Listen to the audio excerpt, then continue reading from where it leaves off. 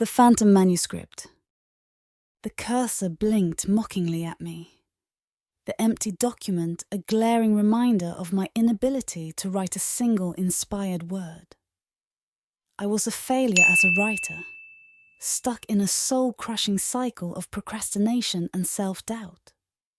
The rent was due, my fridge was nearly empty, and my dream of becoming a published author felt more like a childish fantasy with each passing day. I dropped my head into my hands, my fingers entangled in my unwashed hair. That's when I heard the faint thud against my front door. Expecting another polite notice from the landlord, I reluctantly peeled myself off the creaky office chair and shuffled over, flinging the door open with far more force than necessary. But there was no one there, just a plain brown package lying on the scuffed hardwood floor of the dingy apartment hallway. I looked both ways, but the corridor stretched in either direction, empty and dimly lit. A chill prickled the back of my neck. Shaking my head at my own overactive imagination, I scooped up the parcel, kicking the door closed behind me. The faded label bore no return address, only my name scrawled in messy black ink. Curious, I tore it open to reveal a thick manila envelope and a single sheet of paper. Unfolding it, I scanned the brief message. "This story wants to be finished. You're the only one who can do it." My brow furrowed in confusion as I pulled out the stack of pages from within the envelope. It was a manuscript, the title page reading "The Hawthorne House," by my own name. But I hadn't written anything with that title. With a steadying breath, I began to read, my skepticism slowly melting away as I found myself immersed in the haunting tale. The protagonist, Emily, had inherited an ancient manor from a long-lost relative. Despite the locals' warnings of the place being haunted, her desperation for an affordable home overruled her instincts, and she moved in shortly after her 25th birthday. The first few nights passed uneventfully until Emily awoke one morning to find the century-old wallpaper in the upstairs hallway inexplicably shredded, the floral pattern turned into confetti across the aged floorboards. From there, the strange occurrences escalated, lights flickering, doors slamming on their own, whispers echoing from empty rooms. Emily began losing time, waking up in odd places throughout the house with no recollection of how she got there. As the ghostly events grew increasingly disturbing and violent, the manuscript ended abruptly on a cliffhanger, the final line reading. Emily felt a cold breath on her neck and turned to face the rotting, mutilated spectre as it lunged. I slammed the manuscript shut, my heart pounding in my chest. Who could have sent me this disturbing work of fiction? Was it some kind of twisted prank by one of the few writer friends I had?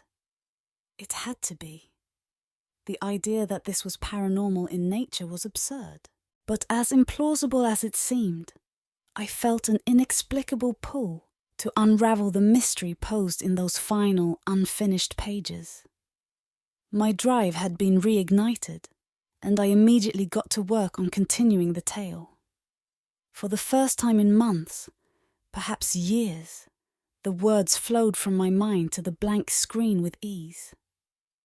My fingers flew furiously over the keys late into the night, my caffeine-addled brain crafting a backstory to the sinister force haunting Hawthorne House. I didn't notice the chill in the air, nor the shadows dancing in my peripheral vision as I worked. Not until a startling crash exploded from the kitchen, shattering my concentration. With my heart in my throat, I crept toward the kitchen doorway, my bare feet silent on the scuffed hardwood. Shards of glass and ceramic lay strewn in a puddle of water on the tile, the pieces of my favorite mug glinting dully under the harsh fluorescent light. As I leaned down to inspect the shattered remains, a presence washed over me, cold and heavy, like an icy vice around my chest. Before I could process what was happening, I felt an unseen force propelling me backwards, my head slamming against the opposite wall with a sickening crack. Dazed, I blinked into the dimly lit kitchen, a thick droplet of crimson trickling from the gash on the back of my skull. There, scrawled across the white tiles, in what could only have been my own blood, a menacing phrase: "Stop the story." My breaths came in strangled gasps as my gaze shot wildly around the empty kitchen, panic seizing every nerve ending. This couldn't be real, could it? But as unbelievable as it seemed, there was no other explanation for the warning. For the ghostly presence I could now feel all around me like a suffocating fog. With shaking hands, I staggered upright and lurched back toward my desk, my writing, the ghost's writing. I worked in a feverish trance over the next several days and sleepless nights, my waking hours blending seamlessly with the haunting chapters I poured onto the glowing screen. I was no longer in control, merely a vessel for the vicious words that poured forth, detailing atrocities committed by a malicious spirit bent on tormenting Emily in the crumbling halls of Hawthorne House. Objects flew off shelves at random, walls oozed thick black ooze, and nightmarish visions of grinning, disfigured faces tormented me every time I drifted into an exhausted slumber, only to be jolted awake by a deafening crash or menacing growl. My neighbours must have thought I had entirely lost my mind, screaming at unseen forces and raving about ghostly intruders. Perhaps they were right, and I had finally snapped after too many years as a failed writer. Or perhaps the very real, very dangerous haunting around me had driven me to the brink. I had to keep writing, had to unravel the ghost's secrets in order to break the curse it had inflicted upon me. More and more, the eerie tale seemed to be a metaphor, an anguished writer's demented cry for help from beyond the grave. And then, the climactic revelation hit me like a ton of bricks as my fingers clattered furiously over the keys. Emily discovered the ghost was none other than herself, a shattered, twisted future version who had gone insane after years of rejections and failed writing dreams. In a final act of desperation, her deranged future self had found an occult way to transcend the boundaries of time and space in order to inhabit her younger self and experience what could have been. Tears stung my eyes as the full meaning crystallized in my mind. I was Emily. The anonymous package containing the unfinished manuscript, the haunting ... it was all an elaborate, if horrifically misguided attempt by my future self to change her path. To give her younger self the inspiration and drive she had once lost and preserve her dream before it was too late. With a weary sigh, I leaned back in my chair and regarded the final ominous line. As Emily stared into the sunken, crazed eyes of the ghastly figure, a disquieting sense of recognition took hold. It was her face, aged by decades of misery and darkness, her own madness incarnate. If I didn't change my fate soon, that bleak future could still become my terrible reality. I closed my eyes, silently vowing to do everything I could to break this cycle once and for all.